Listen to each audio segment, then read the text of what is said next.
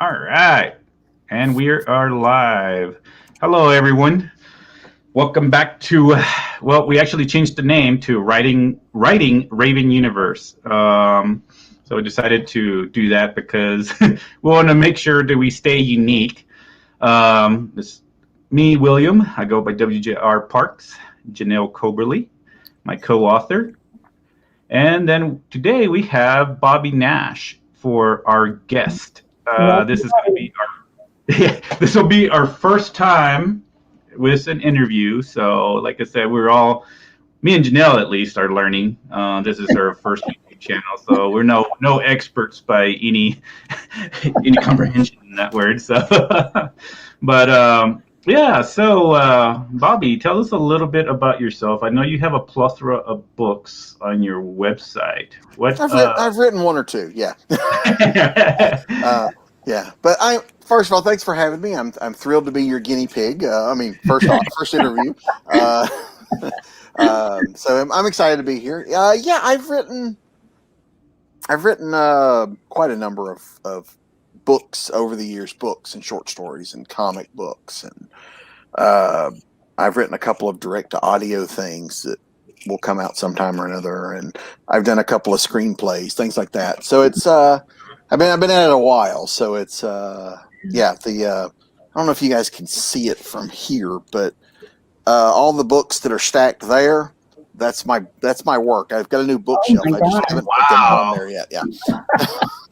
So I have a new bookshelf that I haven't filled up yet. So so yeah, so it's I've been doing, like I said, I've been doing it a while. I started in comics, and I did like a lot of people, when they start in comics, they do their own, where you're stapling them together yourself, and because I got started in the pre-internet days, so yeah, I'm old. It's but I started doing comics, and we would doing it that way, and some friends and I got together and we did some and had them printed and would sell them at conventions and mail order, things like that. I think fanzines, I think, is the way they referred to them a lot in those days. And we would do things to get, we kind of had to get clever because, as an indie creator, you need a hook, you need something to get people's attention. And we noticed like nobody's paying attention to our comics. We want people to read our comics. So actually we did kind of what you're doing here. We just did it in book form. We started interviewing creators. And so we would have an interview with a creator. We would have the comic. Then we would have like another interview. And so we would do things like that. So people would pick up the book because of the interview, and they got the comic because they bought the book. Very good. So it was a way to get people to at least sample the comics. So yeah, so different things we learned to get started. So I took a little bit of a detour. I started doing interviews and stuff. I worked for a few different magazines over the years. I co-hosted a podcast for a number of years. So yeah, so it's fun to do the interviews. Although I have much more fun on this side because there's a lot less prep work. Yeah, I'll tell you. Yeah. I'll second that. Yeah. So yeah, an hour-long podcast. Yeah, people are like, what? You just spend an hour? It's like, no. I spent about 6 hours before the podcast doing this. Yeah. I'm going to spend about 5 hours after the podcast promoting it and editing. And so yeah, it's so much work that goes behind everything, behind the scenes and stuff, and yeah, that's pretty neat. I've been in other interviews where I've met people that also kind of started in the whole idea with comic books and stuff. That's where I started. I started with comic books, but I did everything, including the drawing, the inking, the coloring, but I guess I just ended up sticking with the story. That's how I kind of just transitioned into the books because I wasn't. I got burnt out on drawing, and then there's a lot of prep work for that too. So. Yeah. Well, that was my dream when I was a kid. I wanted to be a comic book artist. That was it. I started writing to have things to draw. Oh, and yeah. The downside was I wasn't really that good an artist to make it as a professional artist, and but it's one of those things you don't realize that about yourself sometimes, that I actually had a friend that set me down and says, "Look, he's like, I'm going to give you the tough love speech. Here you go." And he's like, you're never. I don't think you're ever going to make it as a comic artist, but the writing's really good. And I'm like, but I'm not a writer. And he's like, who wrote all this stuff? And I was like, oh, I guess that was me. And the advice that my friend gave me that I guess I was in the mood to hear it that day was, if you focus on one or the other, you'll get better. But right now, between splitting your focus between the writing and the art, you're splitting, you're not focusing on either, and you're okay at both, but that's about it. And so I decided to focus on the writing, and a couple years later sold my first professional comics script. So, he must have been onto something. You must have had something right. Yeah. So, and it's one of those things. It must have just been the right day for me to hear it, because a lot of times I would have already, don't tell me I can't do something. I can, I wouldn't always listen to good advice when I was younger. Oh yeah, weren't we all there? Yeah. Some say I don't listen to good advice now, but oh yeah, that's true too. We still get that. Bringing up the subject of listening to good advice, one of the things that I experienced myself, and I've seen other brand new writers do, is that when we first start writing, we're so invested in what we write, and we love what our story and our characters so much that we don't want to take any kind of suggestion.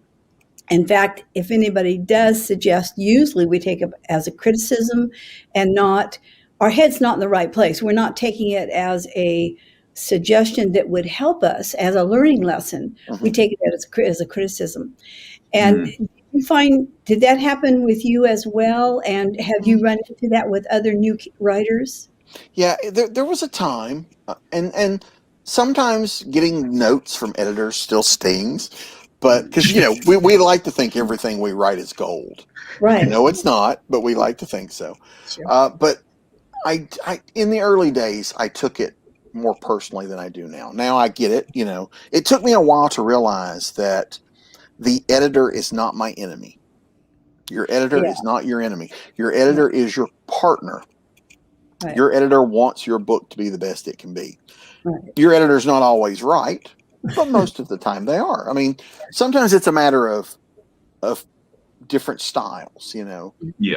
Or, and I don't remember who, but an author gave me some advice early on about, when it comes to edits, that you should, when it comes to edits, pick the hill you want to die on.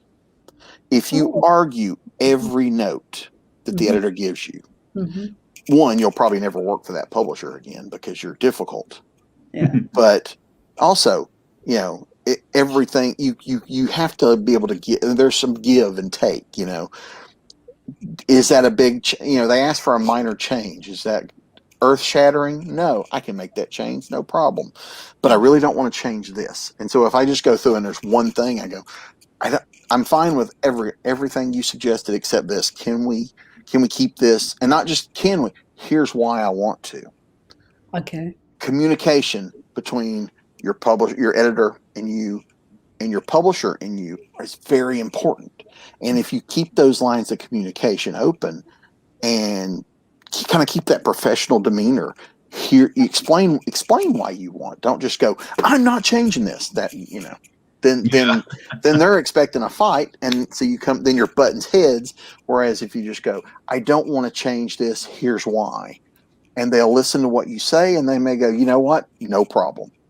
So there's a lot of give and take, and you have to realize that your editor and your publisher, they're not asking for changes to be mean.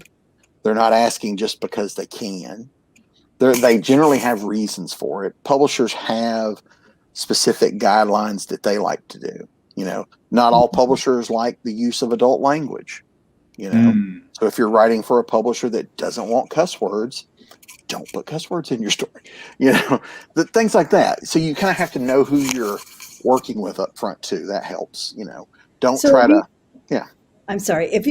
If you're publishing on your own, you're going through Amazon or whatever, and you've searched out an editor, probably your advice maybe would be to make sure that the editor that you find knows a lot about the genre you're Yes. writing. Yeah. If you're writing urban fantasy Right, and you look for an editor and that editor has only edited crime dramas, right, they may not be the right editor for you. right. I'm not to say they're not. Many editors can switch Crossover. genres, no problem. Mhm. But if someone's only doing, if their thing is crime drama, they may not be the same. And same with publishers. If you're pitching to publishers, if you have a Western and you want to pitch a Western and you pitch it and I only use this because I saw a friend of mine, her publishing company, just opened up to submissions, and the first thing they get is, she's like, just a note, we don't publish romance and we don't publish Westerns. The first submission she got was a Western. Oh, Oh, gosh. So, the importance of that is while you're, as an author, if you're working with publishers and with editors, this is also your first opportunity for them to see how you work. It's just like any job.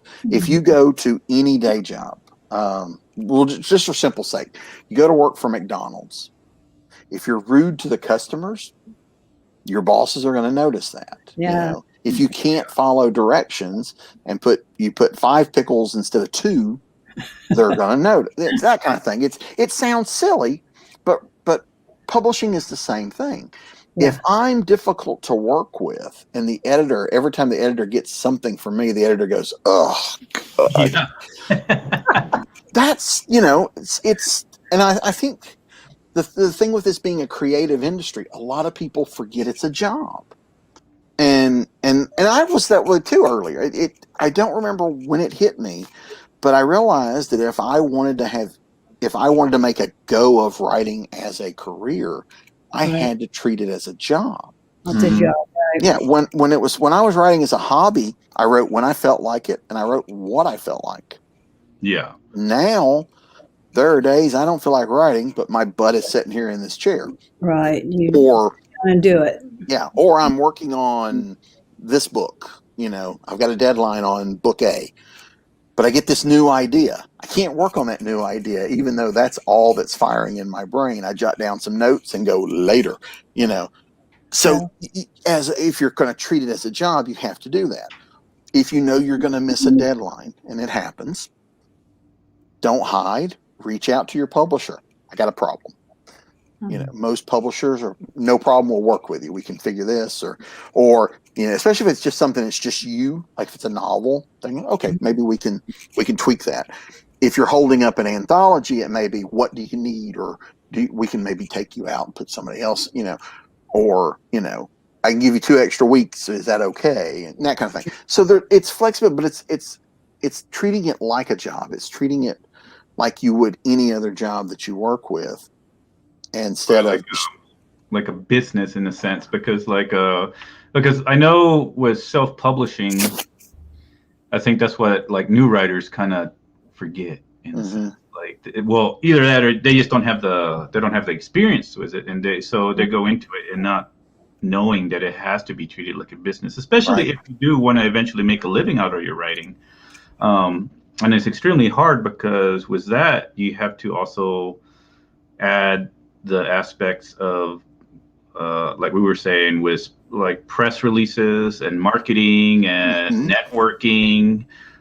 So all that becomes like a business, because like any other business, the same thing, especially with novels. If you create such a good novel and you think it's not really good out there because you're not getting any sales, it's not necessarily because it's not a good novel. A lot of times it's because you have to do your research and actually think about what you're doing as far as the marketing, the PR, and your networking. Yeah, because your book is a drop in the ocean. There are so many other books out there that you have to learn. Like I work for publishers, but I also have my own self-publishing small press. So when I work for other publishers, I write my story, I send it off. Yeah, that's not the end of but it's the end of step 1. Edits are going to come back. I'll have to stop and do those. When Mm-hmm. the book comes out, I still have to do promotion. Even if you're not publishing it yourself, you're doing promotion. Yeah. That is just expected of you. Like some publishers will, even before they will take your book or will hire you for anything, they will ask you, do you have a promotion plan? They want to know, because there's a lot of writers that don't. There's a lot of writers that don't promote. Whether they either don't know how, they're uncomfortable, they don't, But if you think about it this way, in terms of promotion, if James Patterson, who sells millions of books a year, is having to do those commercials to sell his books, then me, who does not sell millions of books a year, has to do stuff to push my books. Right. If he's having to do it. Now, and he's doing that. His publishers are not doing those commercials. He's doing those. It's, it's just the publishing industry has changed so much from what it was in the 60s and 70s and even the 80s, where you don't get sent on book tours.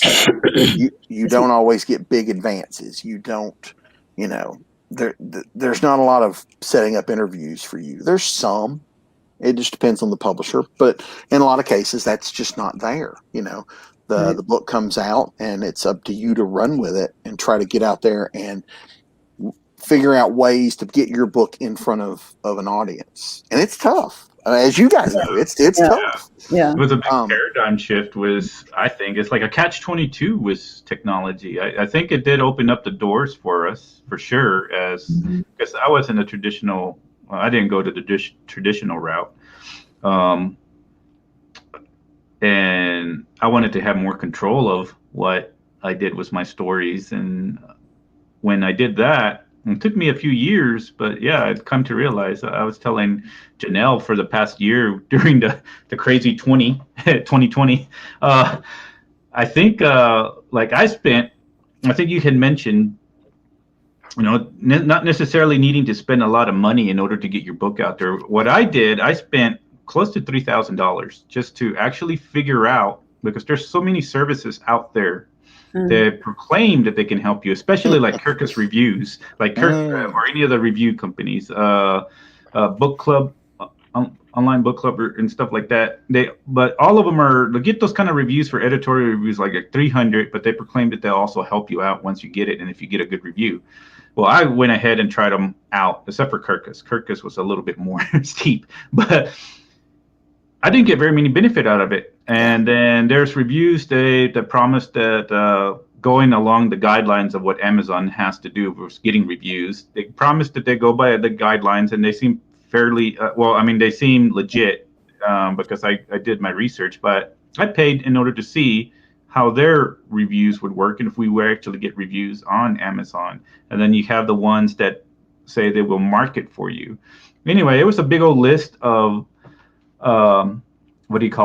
services that I tried, and 80% of them never worked. That's the 20% that did work are your usual and you don't. A lot of people I think get confused on marketing. Is like Amazon ads are like the number one that helped me get books out there, and people think that you have to spend $20 a day or anything. It's not the same thing as Facebook. Facebook is another platform where probably you might have to spend $5 to $20 a day, but Amazon ads are actually really nice because you can go like 11 cents. With 11 cents, you can eventually let it do its job and its algorithms, and down the line, in about a month, you can come back and it'll start, the ad starts waking up, and then now you're getting more hits and more hits and more hits. But if you have a $2.99 book and you have it that you're spending $2 per each person that clicks on that link, well, you're not going to see the sale on the first hit. But just going along to what you had said earlier, you don't have to spend a lot of money for marketing. Right. And because marketing and promotion, I think, a lot of people seem to think that means you hire someone to do it. Yeah. There's a lot of stuff you can do on your own for little money or no money. It's time. It takes time. And while you're doing that, you're not writing. So, I mean, there is that. But, as part of my job, I have my day split up. I've got to do this, and this. Writing is only one of those things. So part of the day is spent marketing and promotion. And marketing and promotion are slightly different type things, but that getting the word out, I spend a lot of time doing that. Social media is good for that. Social media can't be your only source of promotion because you get lost in the algorithms. Yeah. Mhm. You know, you have 5,000 friends, maybe 100 see your posts, you know. So I look for other things, you know, to reach people. I have I do a lot of conventions, public appearances on a normal year. Haven't done them in a while. Excuse me. It has been over a year since my last in-store or personal appearance, which is very odd for me because I was doing 2 or 3 a month Wow. for several years. And but so I do stuff like that. I do things like this, interviews, or on video podcasts or regular podcasts, radio shows. I've learned how to reach out and pitch, pitch to some in some cases. Like you guys were like, hey, would you like to come on? Sure. It's fun. I'm reaching an audience. Your audience may never have heard of me. And then hopefully my audience will have followed a little bit and who may not have heard of you. And so they'll check out your books. And so there's a very nice cross promotion thing there. Yeah. But different things. I've learned how to write press kits, press releases. I know because I run into a lot of people that are like, well, I just do social media. Nobody cares about newspapers. And I was like, oh yeah, you may not care about newspapers. There are still people that only get their information that way. Yeah. And if it takes you 5 minutes or 2 minutes to type up something and email it to them, is that 2 minutes worth if they run it and you sell 100 books? Because my grandparents aren't on social media, but they might read the newspaper and go, oh, there's a new book out. This looks interesting. Or because there are a lot of people who like to support local creators if they know the stuff's there. Yeah. So, and as an indie creator, getting in bookstores is next to impossible, And so you can't, like in a small town, like I live in a small town, I can't depend on the local bookstore to get people to know I have a book because they won't carry it. I even offered to bring them some in and let them just sell them on consignment, and they wouldn't do it. Really? It's tough. So, but I won an award last year for one of my books, and I sent out press releases to newspapers. I live in Georgia, so I just sent them out to Georgia newspapers and radio and TV and whatnot. And I had at least three or four ran the article online and in their newspaper. That also gave me opportunities to share those through social media and my website and my newsletter. Hey, this, the Atlanta Journal-Constitution talked about my award.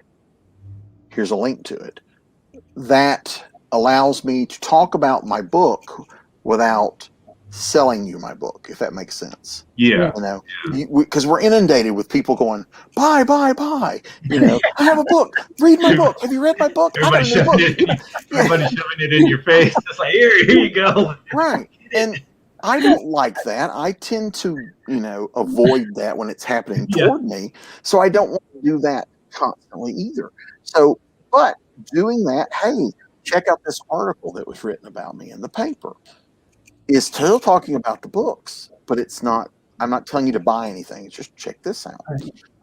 Just like when I promote being on here, I'm promoting on here, but we're still talking about books. And so, and, hey, check out my backdrop. There's book covers back there. Yeah. Check out yours. There's book covers back there, There's, so it's all part of getting it in the mind of readers who might go, that looks interesting, or I see that book behind you on the shelf there. I got to look that up, that kind of thing. So it's whatever different things we can do. That's not as, like I said, you're not beating them over the head with it.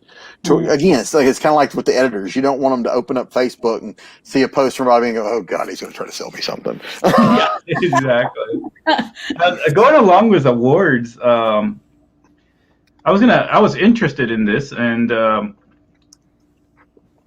this I know that I've read certain articles where they say that if you have awards, it's good to list them on your book. That might actually pique the interest of readers. Have you found that to be true, or?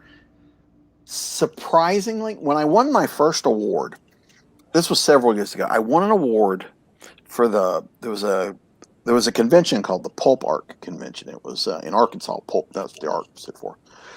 And they would do awards there, and the awards, the public could nominate books, and they voted that way. One year I was stunned because I didn't know I had been nominated. So, because they didn't release who had been nominated up front, I was nominated as author of the year or whatever. And so I was like, holy crap, and like I passed it. I'm reading through the winners and actually read past it and got about 4 lines past it. It was like, wait a minute. And so I was co-hosting a podcast at the time. And my co-host started referring to me as the award-winning Bobby Nash, which really caught on because now I get people coming up to me going, "Oh my God, you're the award-winning Bobby Nash!" Like it's one word, and which is awesome. I get a big kick out of it. Cool name. But I did notice after that, people were like, "Oh, you won an award. There must be something to this." So I did have sales shortly thereafter because people were like, "Oh, you won an award. Let me see what your work's about." And then of course you're just back to like normal. The book has got to hook them, so hopefully they'll come back and read something. Yeah. But no, absolutely. I do it on all my press releases. Award-winning Bobby Nash or award-winning author. Because it does put something in people's heads. Gives you more credit. Yeah. Or value. And sometimes working for a bigger publisher. I'd done comics for years for some smaller press publishers. I got hired to do a book at Dark Horse, which is a larger comic company. Yeah, Dark Horse. I actually applied to them. Yeah, so I it gets announced that I'm working for, I'm doing this book for Dark Horse, and suddenly even publishers that wouldn't talk to me were like, oh, well, you're working for a publisher I've heard of now, so let's talk. There is some kind of credibility to that to people. Use whatever works. You find what'll work for you. And like I said, in the early days after I won the award, I was a little nervous about putting that on there because I was like, oh, they're going to think I'm egotistical. but it really is just it's a thing. And I know some people, if they want, I have been bad about this, but I know some people, if they win an award, will buy like a stickers that say award-winning. Oh yeah, and they'll just put it on their book. And I thought about doing that for the ones that won stuff. I just haven't done it. Yeah. The sad part is, I am a one-man band. Yeah. I am. I do all like my Ben Books, my self-publishing company. I do everything or almost everything. I do have help. Covers are done by other people most of the time, and I do get some help. I get some editing help here. Stuff like that. But for the most part, as a company, I'm doing the promotion. I'm doing the production. Yeah. I'm, keeping track of what sells and what doesn't. I'm setting up my convention appearances. I'm pitching press release. So you have to learn how to schedule, because that was the tough thing for me, because I would sit down and I'd be in the office for 8 hours and realize I've written nothing today. Yeah. I've worked for 8 hours, but I haven't written anything. At the end of the day, writing is still the most important part of my job. Right. So you have to schedule it. So, okay, I'm going to promote, then I'm going to write, maybe promote a little bit later, because you have to break it up, because if I promote in the morning here on the East Coast, the West Coast people are still in bed. Yeah. So, that what I post in the morning, they're never going to see. So you have to kind of split your day up and things like that. But yeah, Yeah, it's Yeah. just, like calibrating like the day of time too. I've noticed that too, where I used to just put. I'm a night owl, so mhm. I'm always up at night and do everything at night. My brain seems to just work better. But I noticed that everything I did was marketing. It wasn't getting very many views because everything happens at night. But then when I wake up, like around 11 in the morning, or go and check my marketing stuff at 2 o'clock in the evening or afternoon, I noticed that. Oh, okay, now I see like the peak of it going up, and then Mhm. it goes back down. I was like, maybe I should start posting more during the day. That might Yeah. help out a little bit. And so, yeah, I guess it is like a calibration of when you also want to like, and of course, like Facebook is all over the place. I don't know, depending if you're Yeah. trying to go for a global market or just the U.S. Yeah. Well, and plus you have, there's so many different platforms to do stuff on. Oh And yeah, so I try to go where where people are, and some get better than others, but yeah, there's a lot of give and take and back and forth. But yeah, you're conscious of, okay, if I post this at 3 in the morning my time, I need to post it again in the morning or go back and like it so it jumps back to the top for the people here on the East Coast. Or so yeah, so there's a lot of that. There's a lot of having to figure out, where your audience is. Yeah, my audience is not just here where I live. You know, I interact with people in different countries and different, time yeah, zones. And yeah. Mhm. Another big thing too, yeah, because I know trying to get into the different countries. I know with like Amazon, that's what I try to do. Also, is try to open up the different sales pages, or what do you call them? I guess stores, like mhm. in Germany, Europe, and then Canada. I haven't done anything in Australia yet. I don't know how that would work, but yeah. And then I have to do a marketing budget for each one of those. And Mhm. Facebook, it makes it a little bit easier just because they're all over the place right now in a Yeah. sense. And then your other platforms like Instagram, haven't really quite figured out how to market more in there. I know I started pushing for that last year a little bit more. That's in fact how I ended up finding you. I, I I, I I saw that you did a lot of like you would go all over the place with his interviews. It's like, man, guys, he's all over the place. He must be well, famous. someone had asked me. Someone sent me a message through one of the social medias recently, and says, "How do you get all these people to interview you?" And I was like, "It's simple. I send them an email or a message and say, 'Hi, I'm an author. I see you interview authors. Here's my website. If you think I'd be a good fit for your audience, I would love to do an interview.' Worst I can say is no. Oh, Yeah. Go, Yeah. go away, kids. You bug me. So Which yeah, so speaking, you get a lot. Yeah, you can get a lot just by asking.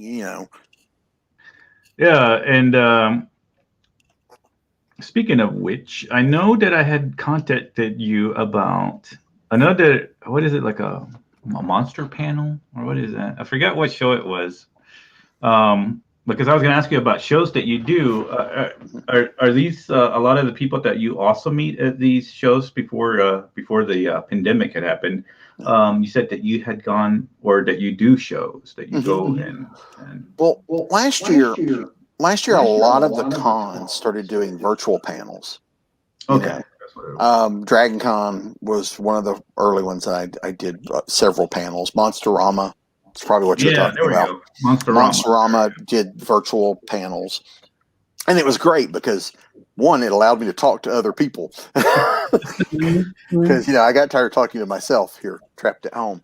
But yeah, no, last year was really good for doing virtual panels, and it's basically the same setup you've got here. Mhm. We either did it through Zoom or StreamYard, and a lot of cases people would ask questions, and they'd put the questions at the bottom, and we'd answer them, and then there was a moderator who would ask questions, things like that, and I did several, You did. especially through like the last half. Yeah, hey Yeah. Jason, how you doing?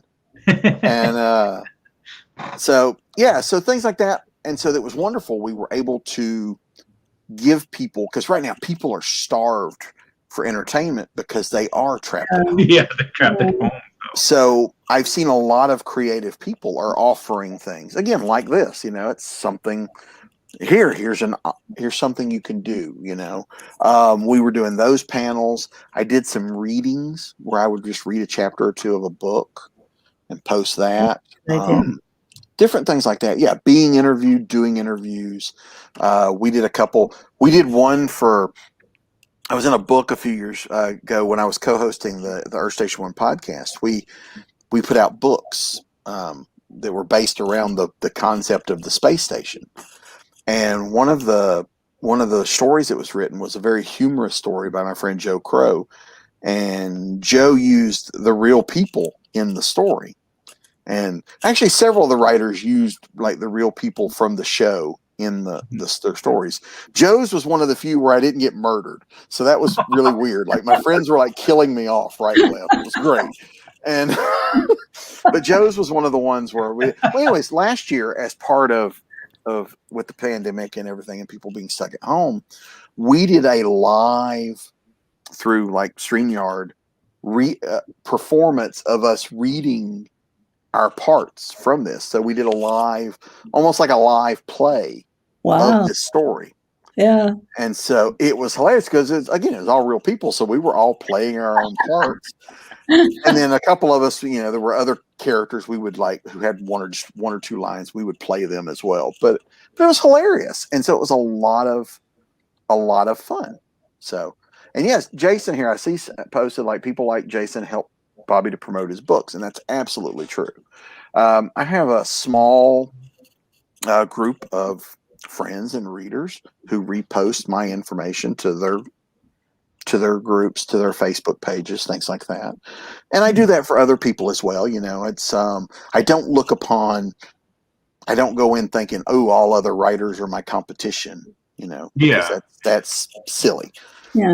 Especially in this market. I mean, I don't see no sense to it. I mean, there shouldn't be any competition in this market. There is just such a large market that, to me, it wouldn't make sense. Which actually I wanted to ask you that, you said that you have a small group of people to help you push the books or maybe share the links.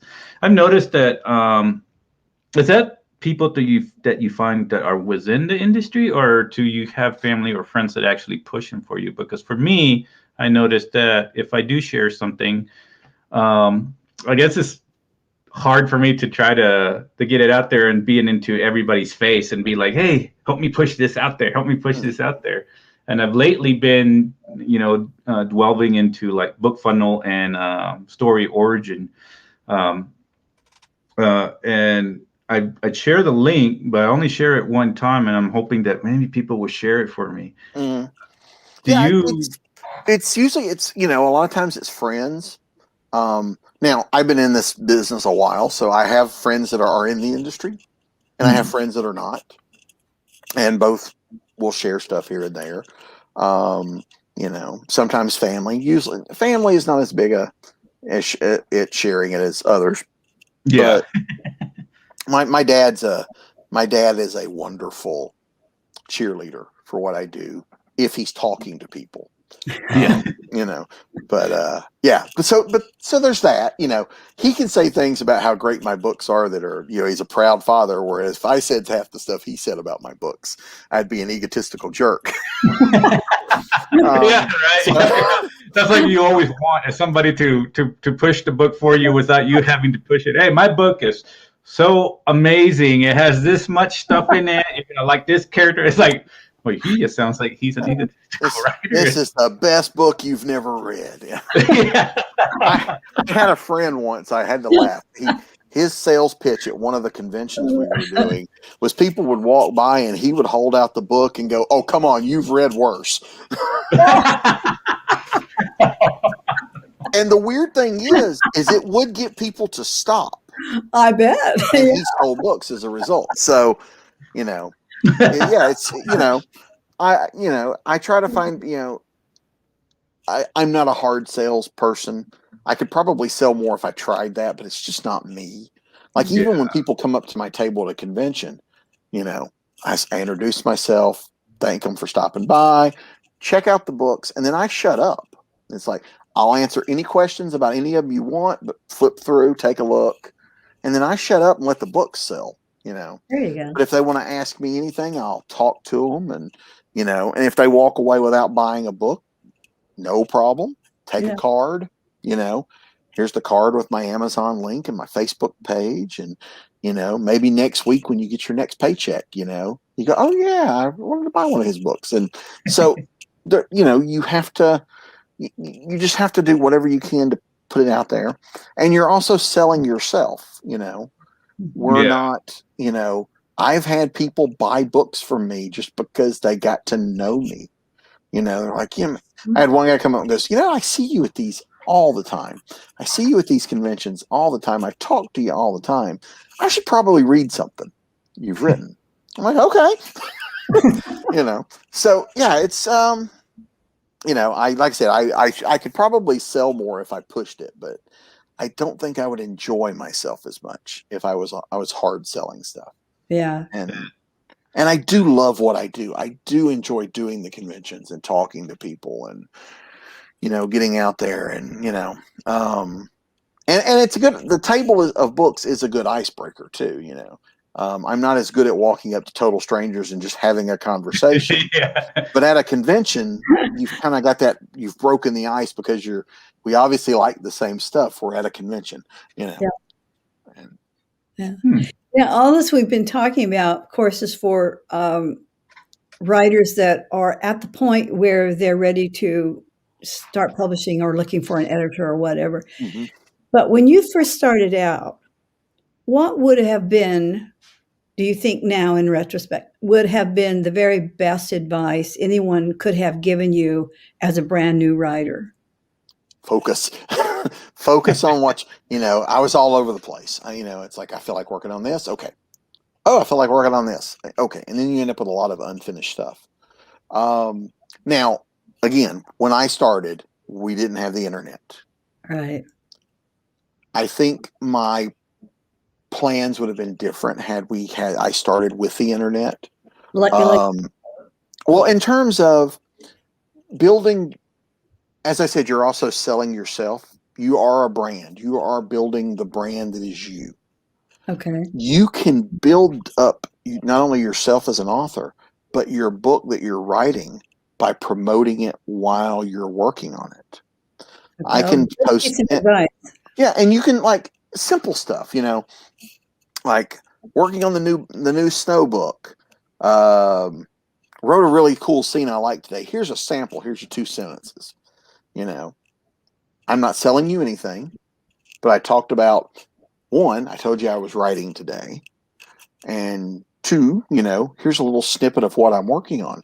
And what I find happens, people get invested in the journey, so that when they see you at an event or they talk to you later, or you say, hey, this new book is on sale, they're like, oh yeah, I remember you were talking about that, or how's this book coming? And you don't, you know, and it doesn't have to be all sugary and positive. You can go, man, I hate it when I run into this problem. I wrote my character into a corner.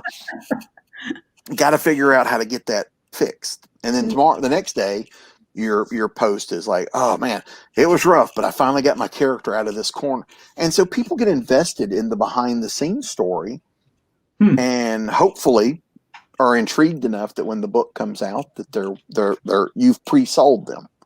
It doesn't always happen, but sometimes it does. And I find a lot of people, you know, like that peek behind the curtain of, you know, what your day looks like. So it kind of links.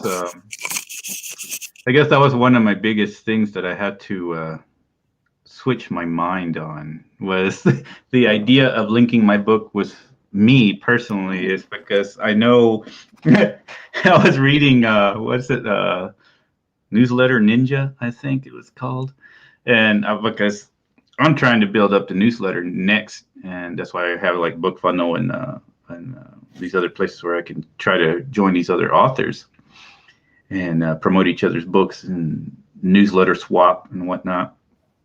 And the biggest thing I was reading from this Newsletter Ninja is, like everybody was suggesting it, is that, well, you have to be more, I guess, personal in the newsletters. You have to put yourself out there, Yeah. and because people want to know about you. And I was like, I was so angry at the book at first. I was like, why did they know about me? I thought Yeah. they would want to know about the character. As the characters aren't trying to get out there, I want them to, like, fall in love with like Raven and be like, oh yeah, I'm gonna see her to the end of the story. Mhm. And I was like, and I don't know, it just kind of threw me off. It's like, I don't know what to say about it in the sense of, well, I'm way introvert, so Mhm. But I you're have no idea what to put out there. In yeah. the sense, it's like if I'm writing a book, I'm pretty much just going to be telling everybody that I'm in front of the computer. Well, there's things that you can tell people about you that I'm not saying you don't give out every detail of your life, Yeah. Right. there's stuff I don't talk about. There's some stuff I do, there's stuff I don't. But there's also one of the things with there are things you can do to promote you as your brand that has nothing to do with trying to sell anybody anything.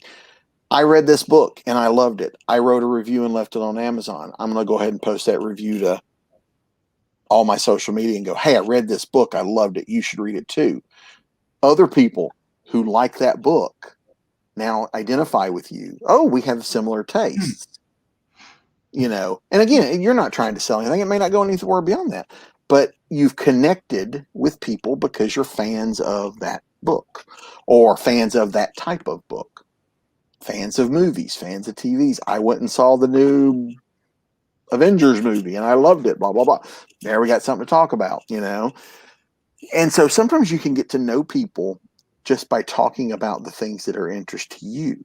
Plus, that also breaks up your social media, so it's not all he ever talks about is his book. Yeah. It makes you a more well-rounded person. And again, these are not tricks; they're just things to do that get you out there and get your name in front of people. Yeah. And I talk to people. I know you had something from Jason there. Jason and I bonded over.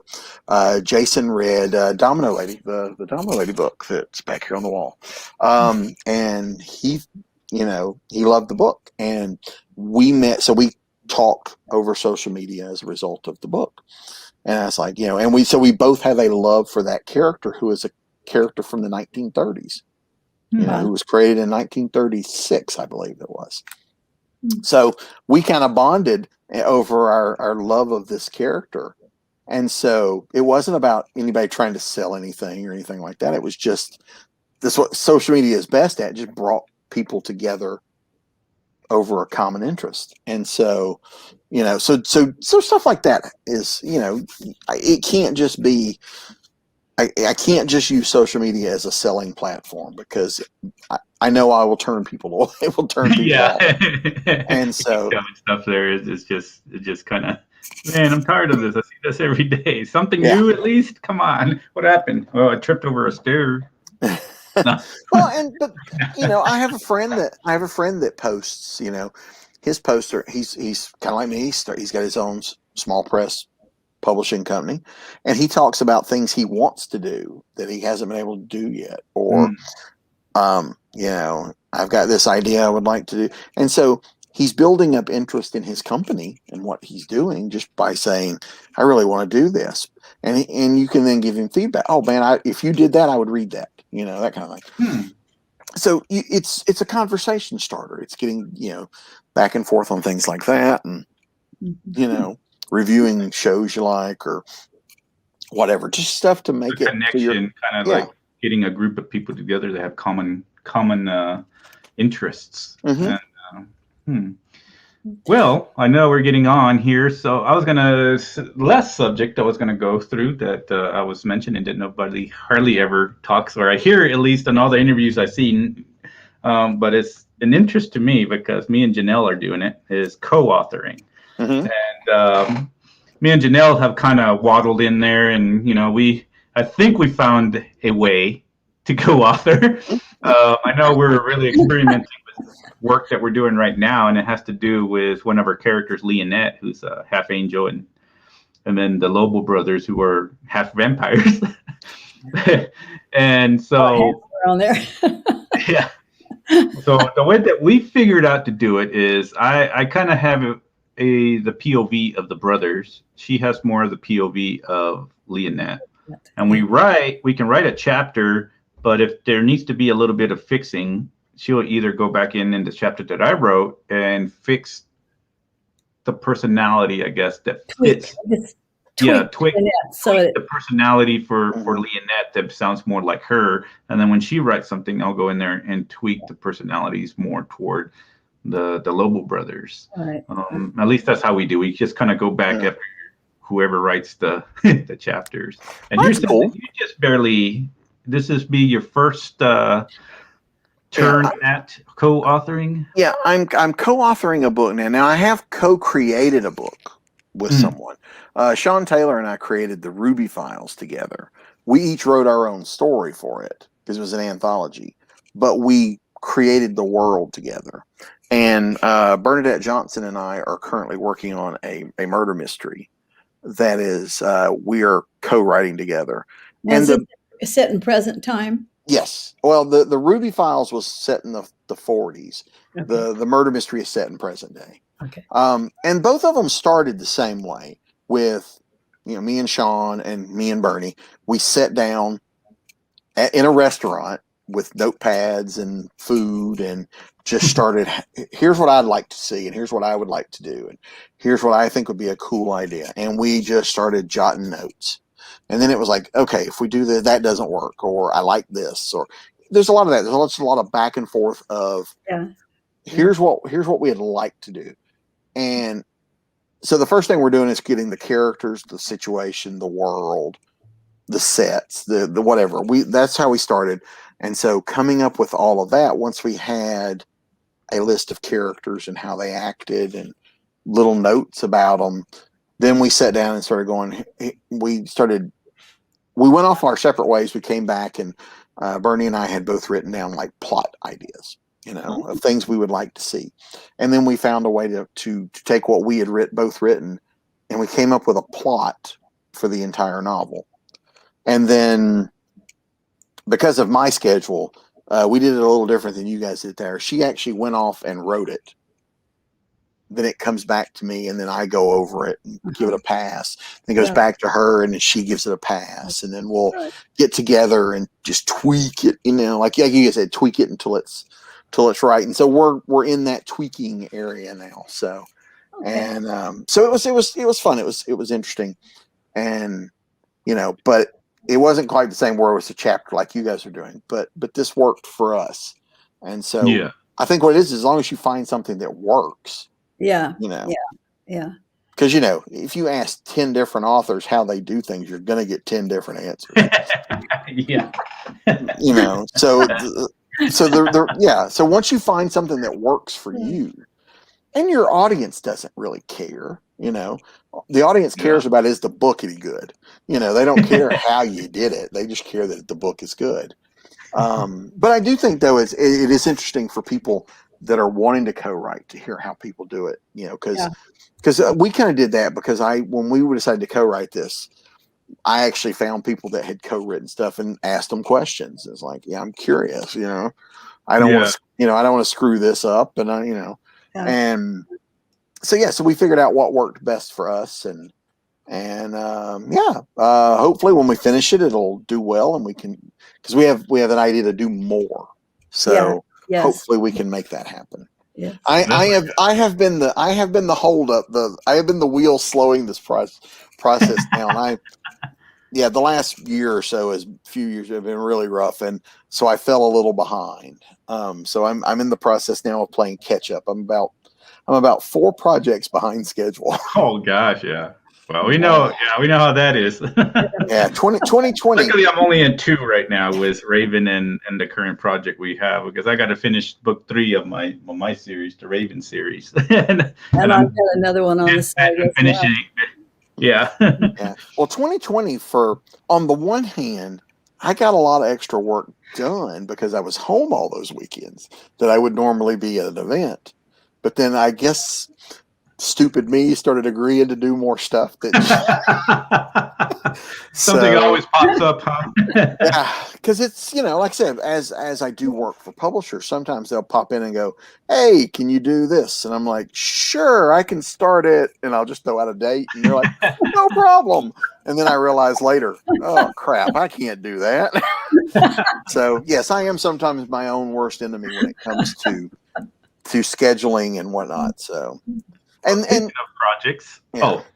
I was gonna say, last year was the first year that I started giving Ben Books, my publishing company, more attention. Before, it was just a side thing I did when I could. Last year, it actually started getting scheduled.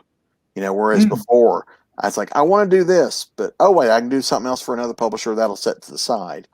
And I realized I was hurting those books, so I'm trying really hard to make the Ben Books thing a little more of a serious concern. Plus, I also started this year, I'll be publishing a few other people, which is nerve-wracking. Oh, wow. Yeah. I've heard stories from other publishers. Well, I'm hoping it'll go easy. I've only the snow books, the snow books that I do are very action-oriented, modern day, like crime thrillers.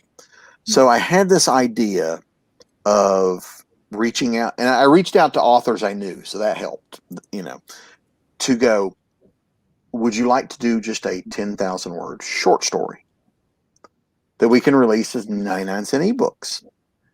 And then we'll collect them, obviously, in print as we get enough to do a book, but we'll release them that way. And so it can just be, it doesn't have to be the whole cast. It doesn't even have to be Snow. It can be one of the secondary characters or a side character. And so I wrote up a Bible, and here's the characters, and here's the books. And so we're doing that. Actually, the first one that's not written by me will be out tomorrow. Oh, wow. So that's what I've spent most of the weekend working on, was getting that ready to go.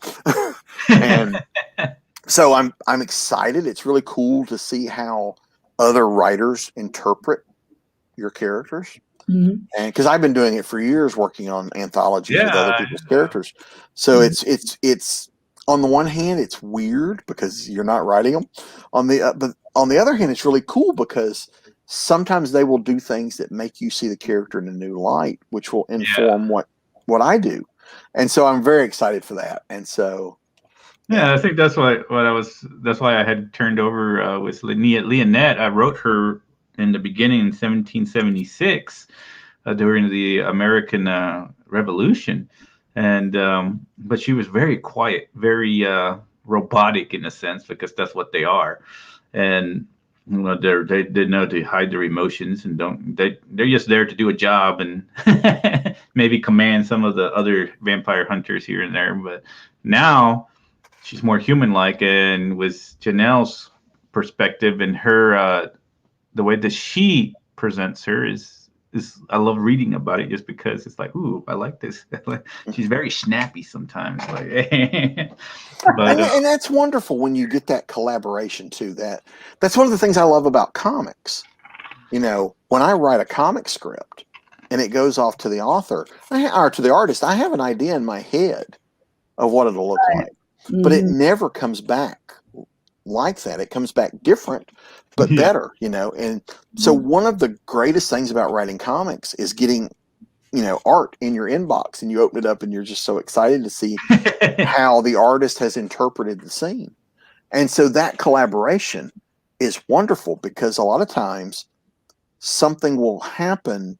The artist will draw something in a certain way that sparks something that makes the dialogue better, or you realize we don't need dialogue here. We can cut this. And I'm assuming, and with working with, Bernie on this book, or Sean on creating Ruby Files, sometimes it'd be that where they would say one thing that sparks an idea. And you guys probably do that all the time. One of you will say something that, kickstarts the other one's, imagination in a different direction, or makes you go, gives you a path, especially when you're stuck. That's one thing. Is like right now I've been moving to a new place, and then trying to do other stuff with because I do websites, getting new clients and everything. It's like, oh, I haven't written anything But she continued and gives me ideas and leaves a spot for me at least to, get my imagination working. Okay, well, this happened. Where can I go from here? Gives me some ideas now. All right, let's get And going. the characters do that too. Sometimes, I mean, if you get to know your characters, and I'm sure you guys probably do this, where those characters are real people. Yeah. To you, those are real people. Mm-hmm. They live in your head. They're absolutely real people. And sometimes they will tell you, I'm not doing that. I was just going to ask you that. Do you find that a lot of your characters will write the story for you, basically? They'll take you places that. I have had a few instances where I'm writing the story, and again, I know the story, so I'm writing the story, but the characters will then, some dialogue will just flow out of the character's mouth as I'm typing it. Yeah. It makes me realize that, oh, I thought that was wrong. I did this short story years ago. It was based on an old time radio show called Night Beat, which was the concept was he was a reporter in Chicago, and he would walk through Chicago overnight and get into trouble, and that's what he would write about. And so I wrote it's a short story. So what I wrote was this very straightforward story of this woman's in trouble. Her husband is a mobster. She's trying to get away from him, and he's trying to get their son back. He's the bad guy. We try to stop him.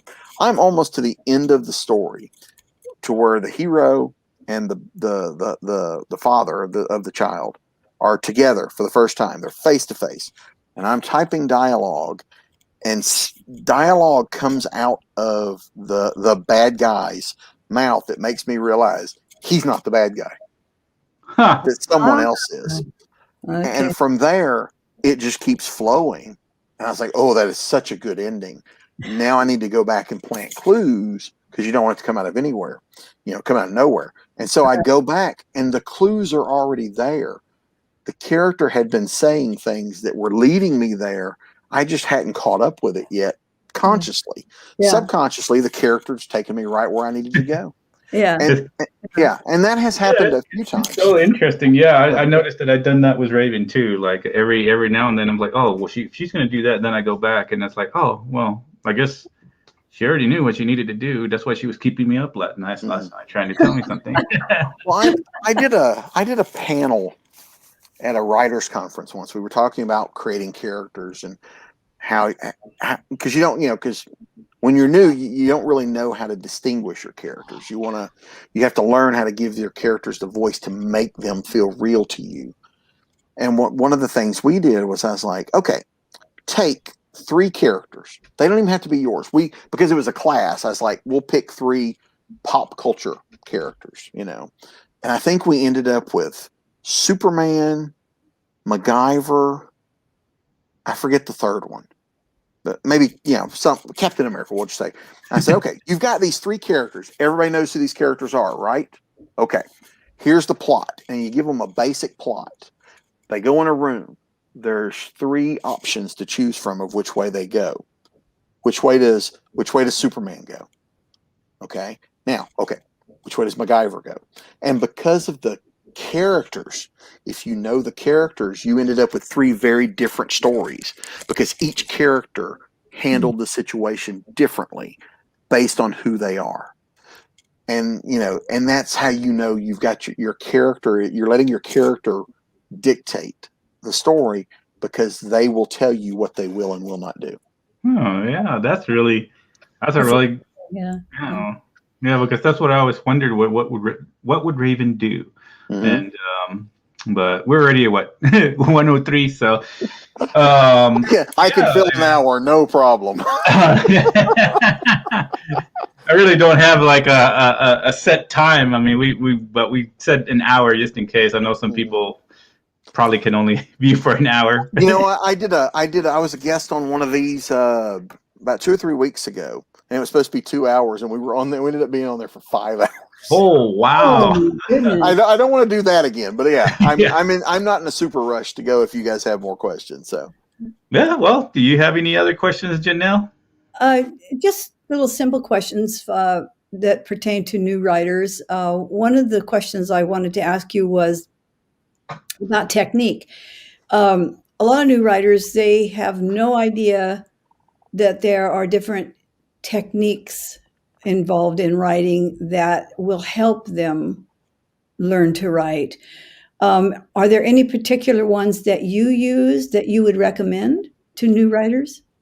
I like to tell people, because I do get asked this one from time to time as well, that there are things you can do when you're writing a short story or a novel or whatever. You can be in control of everything. Because a lot of people go, it's just words. I can't control how fast they read it or how slow. But really, you can. If you want the reader to slow down, because maybe you're about to get into a big action scene and you want them to slow down. That's when you have big paragraphs, because you slow down reading a big paragraph. But then, the shot rings out and there's a chase or whatever. Short sentences. Boom, boom, boom, boom, boom. Because you'll read those faster. Yeah. And without consciously realizing it, they start reading those lines faster. And so you've put your reader into the action. And so they're speeding along with the story. And then when you need it to slow down again, you go back to larger paragraphs. And so you can manipulate, is probably the wrong word, but you can kind of get them where you need to go to get in the feeling of a scene. And so that's one technique that I don't know how I learned. It was one I learned on the go. I have no formal training at all. At anything, of this. Well, that's one of the techniques that I had actually learned from writing scripts, because they would break you would have of course, scripts are way different from books, but when you have something where it's supposed to slow down, you have a little bit more of a bigger paragraph. But when you actually doing the action, it's one action per line is the way that I learned how to do the scripts. And then with books, I kind of brought it over into books. I do have a little bit more lines every now and then. For some reason, I'll do a novel different than I do another novel. But with my fight scenes, that's weird. Sometimes I'll have nothing but a big paragraph to describe the fight scene in order to make it seem like it's moving faster. But then sometimes I'll have it one action per line, so people's mind will focus particularly on that version or on that particular object. Well, here's like an example. Like if you look at this page here, this page here, it's more bigger paragraphs. Because we're about to get into action. Then when you get over here to this page, it's a lot of smaller. Yeah. There's less talking about what they're doing. So it's shorter sentences and shorter paragraphs.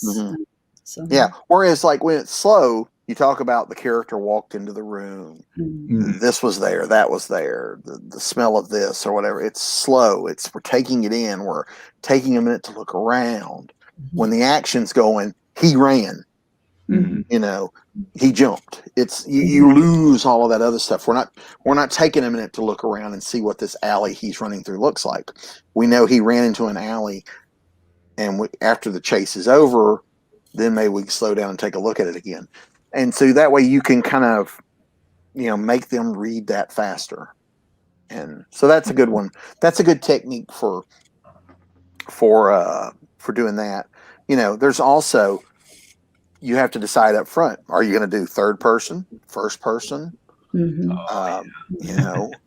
are very important things to know. Very important, right? And if you're going to do first part, because I almost did the Snow books in first person, because Snow is the main character. There are secondary characters, but he is the guy.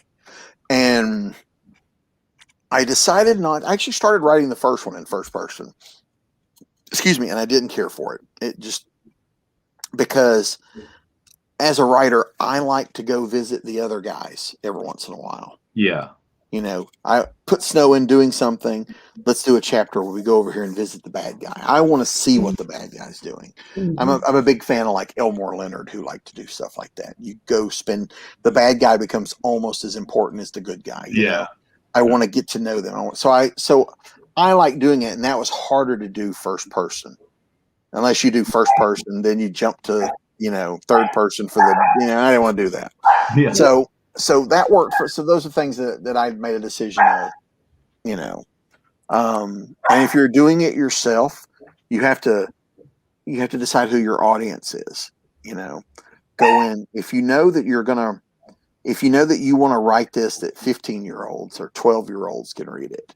Yeah. There's certain things you have to know. Okay, no F-bombs, no sex, no, but if your goal is to reach 20, 30-year-olds, then you can do whatever you want. But Right. know that. And so you make that decision. I keep the snow books pretty PG, 15, 16 and up can read it. I don't drop a lot of cuss words. I dropped F-bomb in one of them, and I did it to make a point. Yeah. Because one character had to get through to the other, and dropping the word there where I hadn't used it at all in any of the previous books made the word have power. And so, and it wasn't in a like an angry sort of way. It was used in a different type of way. Kind of like when, yeah. So anyway, so using that, words have power. So knowing when to use them, and you can, but you don't want to do 3 books that are PG and all of a sudden do an R-rated book. Yeah. Because you may lose your audience. Right. Or if they still pick it up and the younger reader picks it up and their parents get a hold of it and they're, what the, so you have to have a plan. And so technique is part of that. It's like, if I'm going to do these books and this is the demographic I'm aiming for, I need to make sure I'm sticking to that demographic, because right. you don't want to alienate your reader by all of a sudden in book 3 making a hard left into something else. Yeah. So those are the kind of things that if you size wise, I mean, as publishers, or even when you work with publishers, size is important. Oh yeah. Size determines cost. Mm-hmm. So, like with the snow books here and the Sheriff Myers books, these are roughly a 30,000 word story a piece. And I have like I do an essay in each one of them that talks about the writing of this particular book. So by the time it's all said and done, there's probably closer to 40 story and everything. And so all these books can sell for the same price. Yeah. Yeah. If all of a sudden book 3 ends up being 60,000 words, it's now $6 or $7 more expensive than every other book in the series. I can't do that to my readers. So I have to go, this is what I've said I'm going to do. That's what I'm going to stick with. Mm-hmm. And so those are kind of things that when you're getting started, if you go to work, if a publisher hires you to write a 10,000 word short story, there's some play. I mean, you can go over, usually it's a couple hundred words either way, people, that's no big deal. But if you are hired to write a 10,000 word story and you turn in a 20,000 word story, yeah, you're probably not. It's not going to go. It's not going to go because they've already calculated what they need to fill this book, and again that falls back on it's a job. Treat it like it's not like I know they'll love this, so they'll let me. They'll let me not follow the rules. Yeah, that doesn't work. No, it doesn't fly, does it? Yeah, you've got to be a guy. You've got to be a writer whose books really, really, really, really, really sell to get away with stuff like that. Yeah, to break the rules a little bit. Yeah, I can't do that. That's not going to happen. So there's a lot of stuff like that you work with techniques and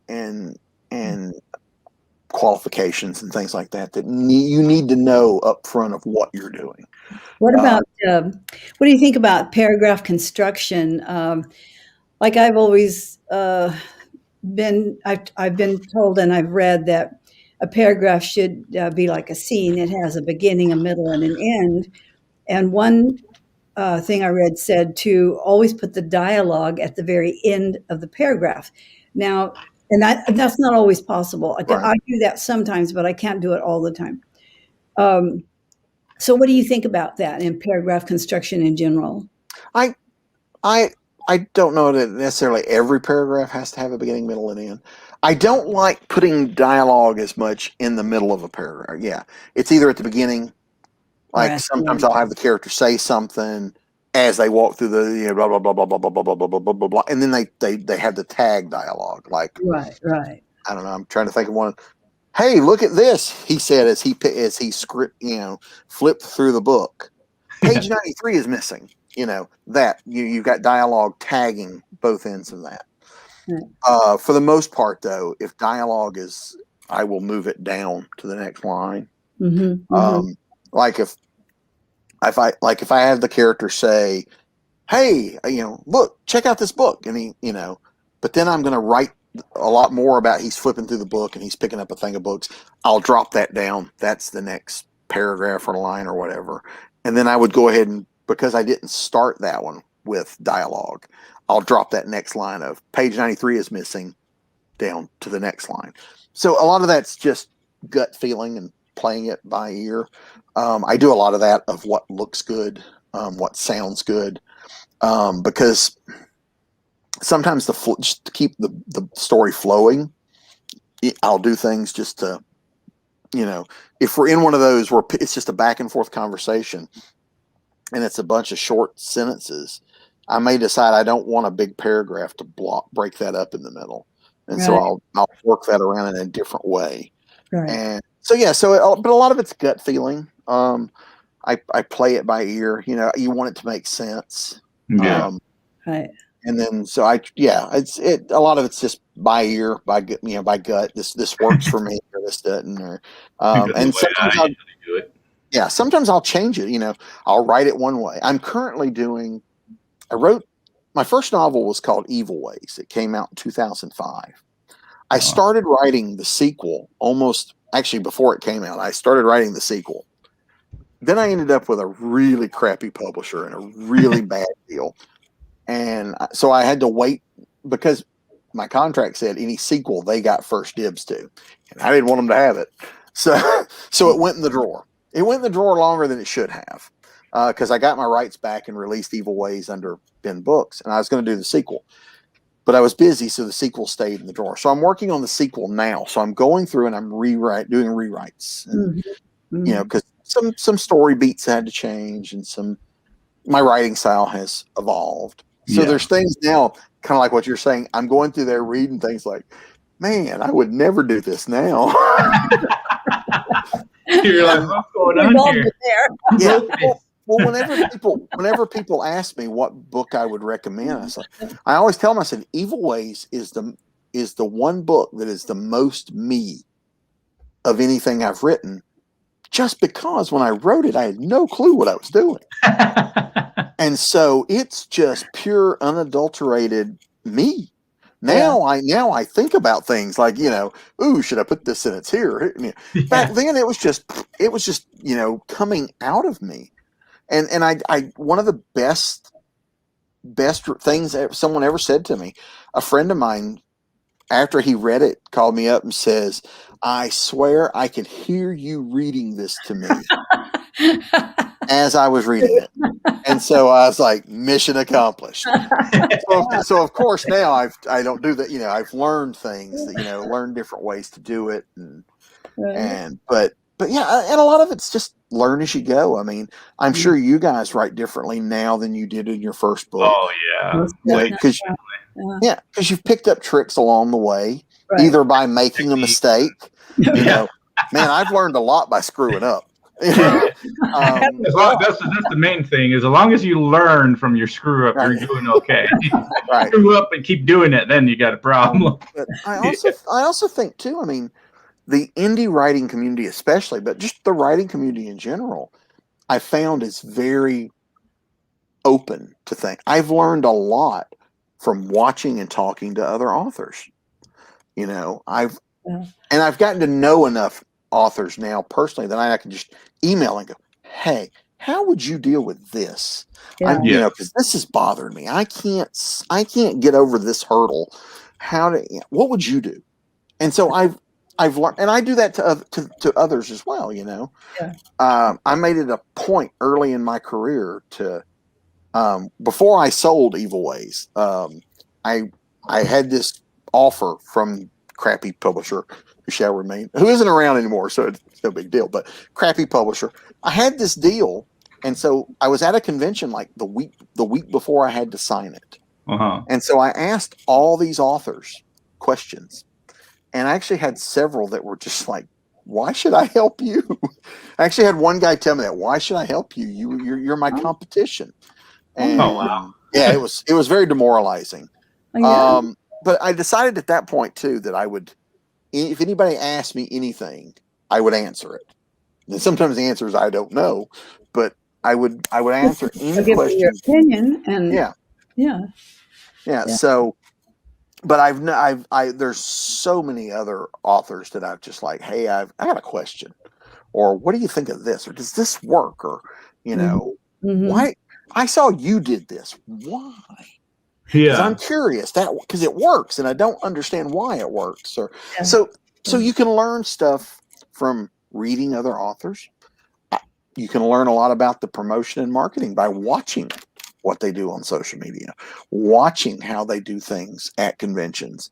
When I first started doing this, I remember being at conventions going, okay, one of these days I'm going to be on the other side of that table. How do I want to treat people? And I would watch the people that were already there, and I would go, okay, that person is fantastic with their fans. Mm-hmm. Okay, I like that. I'm gonna take that, Yeah. or I'm gonna learn from that. Yeah. This guy or this person is not, I can learn from that, or different things like that. And so I would watch others and see how they did things and go, okay, these are the people I like going to their tables because they're welcoming, they're open and friendly, and so I try to take the best of these people I'm watching do what they do. And so there's a lot of ways you can learn, good and bad. You can go, I never want to be like that guy. Okay. Want to be exactly like that guy, or that kind of thing. Yeah. And so, sorry, I talk with my hands. You guys probably That's noticed that all an right. hour ago. Oh, no, that's all right. That's what I do too. But I have to try to cross my hands so I won't do that. I'm like, calm down. But I just really noticed at that time when I pointed like that right toward the camera, and I was like, oh yeah, that's a big finger. But yeah. So there's a lot you can learn just by watching other creators, watching their Facebook, how they treat people on Facebook and Twitter, reading books. Oh my God, I love this author. I'm reading their book. Man, I can learn from that. I agree. I think you should read a lot of books in your genre. I think even outside your genre, because I think you can, like if you're writing urban fantasy, you can still learn a lot from what horror writers do, even though you don't write horror. The horror writers know how to work the suspense in. Yeah. Because you don't have jump scares. How do you get the scare? And so you can learn, because I'm a big fan of mixing genres, like Evil Ways. This was how I pitched Evil Ways. Imagine if John McClane from Die Hard found himself in a horror movie. Huh. So I had all of the action movie tropes, but I also had the slasher movie tropes. And so seeing how that guy, the biggest difference is the guy with the machete shows up and he shoots him, but that kind of thing. Yeah. So you learn, but learning things from one kind of help you, because like I said, I'm a big crime thriller. I like to write it. I like to read it, but I've found too that even when that thriller element works when I'm doing sci-fi. It works when I'm doing horror. It works when I'm doing anything. I can still work that thriller element into those stories. And so you can learn stuff, you can learn stuff by reading a drama that, that's a great way for my characters to interact in my urban fantasy novel. But it's all about, learning how people people talk and how they interact, and so you can learn a lot. Yeah. Taking little pieces from each genre. That's what I actually do. I read multiple genres. I've read romance. I've read horror. I've read what do you call it, thriller. Mm-hmm. So all of them I combine into my urban fantasy writing, and I add the action, the suspense, all that goes into my books. And then when it comes to the romance stuff, I try to add little bits and pieces in the story too, so it gives them a three-dimensional idea with the characters, and hopefully gets the readers to connect with them. Just because I'm trying to aim all these things that I learned from the different genres. But of course, also reading your own genre, of course. But you're once you get to a certain point of writing that particular genre, you're already going to be pretty good at knowing. I mean, there's always new things to learn, but for the most part, you're going to be very well versed in what to do there. But when you take the techniques from other genres, you start to making a pretty good plethora of knowledge there that you can pick out and cull. Well, and you find a way to mix it together so it becomes uniquely you. You know, you may be writing using the same type of technique or whatever, but it's basically throwing these ideas in a blender. But when the way you write it, it's you, and so it feels like you. So when people read your books, they know both of you because they've read that. It's what they can get that familiarity out of your style of writing. Yeah. So even though you're pulling from bits and pieces of learning how other writers did it, you're still putting what they did through your own writing lens. Yeah, creating your own kind of like a personality in a sense, throwing your personality of what you've learned in a sense into the books. But on my closing comments, how do you feel about scenes? And like I'm getting all tongue-tied here. I heard earlier today. I was reading. No, I'm sorry. I was listening to this writer say that. On scenes that sometimes their scenes were as long as a whole page. And I thought, a whole page? Sometimes mine go for pages and pages. And it's one scene. Well, so how do you think about that? I like to do like a scene, a chapter is a scene. That's kind of how I like to do it, or we're following that POV character for that chapter. Sometimes we may jump to another POV in the next chapter, but following them through that chapter. My chapters tend to be the similar length on all of them, but I don't. It's not something I go. Excuse me. It's not something I go. I've got to put this many pages in a chapter. Right. That was one of the things I learned actually doing Evil Ways. The books I was reading. I was reading a lot of science fiction, actually, when I wrote this crime drama or this thriller. I was reading science fiction. So I was trying to apply. It's like all these sci-fi books, their chapters are this many pages. Well, that must be what a chapter needs to be. And so I was dragging out things to fit what I felt this arbitrary number. Mm-hmm. And then I realized that it didn't have to be. And so I started cutting stuff back down. And actually, what taught me this, we talked about James Patterson earlier. James Patterson does all these 1 and 2 page chapters, and I was just like, I don't want to be. Lee Child sometimes does that too. He does like 1 or 2 pages per chapter, and that's something that I did for this, the West Texas Blood. I made every scene was either a chapter, or if I did have 2 scenes, I would put the POV break within the chapter. But I usually kept the chapters. That's why. My last publisher was like, "Man, you have 130 something chapters in here." It's like, yeah, it was a big book. Yeah, so it's but yeah, so I learned that just whatever they need to be, because sometimes, like I said, I like to go spend time with the villain. You may not need 6 pages to talk to the villain. You may just need to see what the villain's up to, and it's 2 pages. Then you go back to And that closes up the scene. Yeah, yeah. So that was that was one of those aha moments that really helped me a lot. That I can. So now I go into it. It's just like I'm going to write it until the scene is Yeah, done, done. Yeah, you're and right till then it's done. yeah, and Get your then point go across. from there. Yeah. So sometimes you have some that are bigger and smaller than others, but it at the end of the day, it's whatever works best for the story. Yeah. And so, Thank you Well, so I'm much, actually Bobby, going for your to comments. get close to ending here because just my mhm. stomach is already getting starving. Yeah, me too. I'm starving. So And, thank you so much for joining us. I can feel it already. I'm like, oh my god, burgers. I shouldn't eat burgers though, but Well, every restaurant's going to be crowded today. oh, I know. It's like, oh my gosh, it's probably the game. What I don't even know what time the game has. I think it's my niece said at 5, so she went over to her mom's and stepdad's house to go watch it. Ah, I am actually. I'm not a big. I just football's not my thing. So this will either be a movie night or I'll actually write.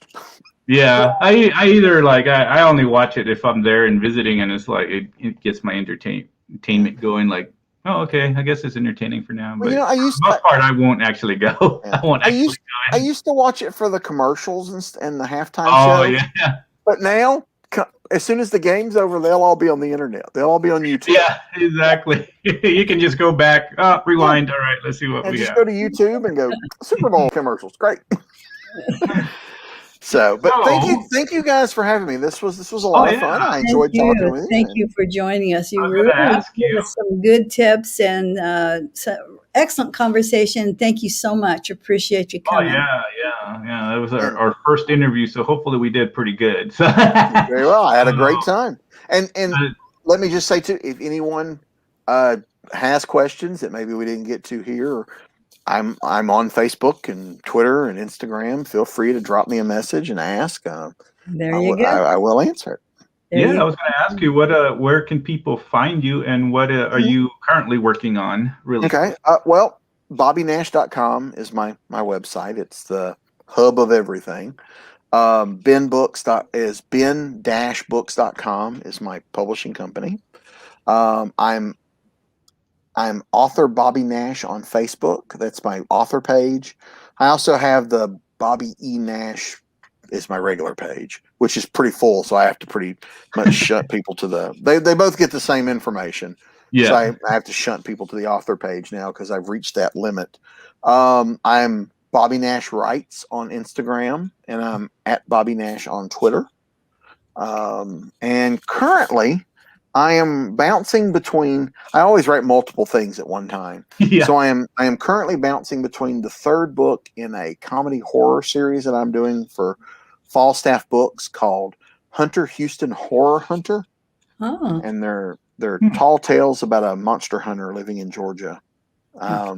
They're fun. I'm having a good time with those. I'm working on book 3 now. I'm almost done with it. It's going to be a 4-book series, and I'm also working on a couple of short pieces and the 6th snow book, Snowdown. Each of the snow books that I write will have snow in the title. So Snowdown is the 6th book, and book 6 rounds out series 1. Each book is a standalone book, but if you read all 6 together, it's one big story. One big story. Yes, it was very ambitious. I don't think I'll do a sixer like that again. Trust me, that's what Um, I've been doing. but yeah, so book 6, and then tomorrow, the second snow shorts. As I mentioned earlier, we're doing the 99-cent snow stories. The first one came out in January. It was called Snow Flies, which I wrote. Where snow is taking on smugglers, and the one tomorrow that releases tomorrow features on Snow's friend, Big John Salmon, who is an ace mechanic and can drive anything with wheels on it, and is a former ex-con because he got in with the wrong people who turned him into a getaway driver. Oh, So, but he's been on the straight and narrow, and something happens that gets him. He has to go. He kind of has to go back into some old habits to help out a friend, and that's called Thieves Alley, which will be out tomorrow as a 99-cent ebook. It's written by Gary Phillips, who is also an award-winning author, fantastic writer, does a lot of very hard-boiled thriller books. Mhm. And it's fantastic. It was a lot of fun reading that, and so I'm excited. And Jeffrey Hayes, who did the poster here, he's our cover artist. So Oh, nice. he's It's doing really covers. nice. I like that. And he's also a Texas guy. He's out in Texas. Oh, okay. What part of Texas do you know? I knew you were going to ask that, and I'm not sure off the top of my You were head. like, you were already thinking about it too. You were like, oh, he's gonna ask it. I know he's in Texas. Yeah. So, but fantastic artist. He runs his company's called Plasma Fire Graphics. Oh wow. If you look him up, he's fantastic. He does he's our new snow artist. He also did the In the Wind cover there. So nice. Fantastic artist. Yeah. Plasma Fire Graphics. Plasma Fire Graphics. There you go. And I think everybody remember that Plasma Fire Graphics. Fantastic artist, and he's doing all the snow covers going after books 6. Dennis Calero did the 1 through 6, which is all basically the same image in different colors. Because when I'm a poor publisher, so I have to you have to stretch the Yeah. And so my brilliant idea was each would have the same image with a different color. The first 3 would look like this with different colors. The second 3, 4, 5, and 6, the image is flipped, so he's shooting in the opposite direction. Oh, okay.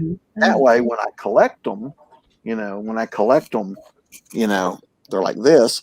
The second book that collects 4, 5, and 6, they'll bookend each other.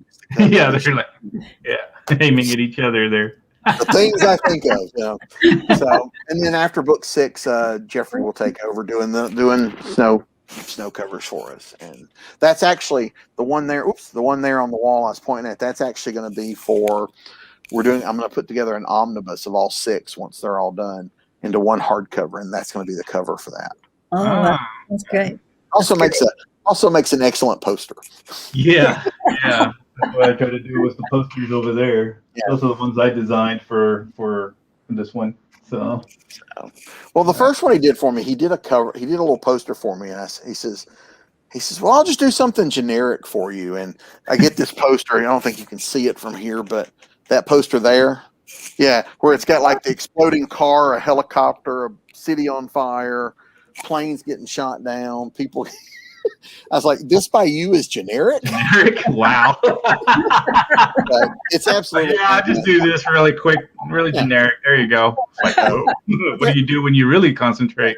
they're excellent attention grabbers at conventions. I'll take the posters and put them up behind my table at the conventions, and they're excellent attention getters. So that's why I love posters. Posters are great and stuff. Yeah. That's why I decided to hang mine back there, because it shows off my photography and my design skills back there. So. Very nice.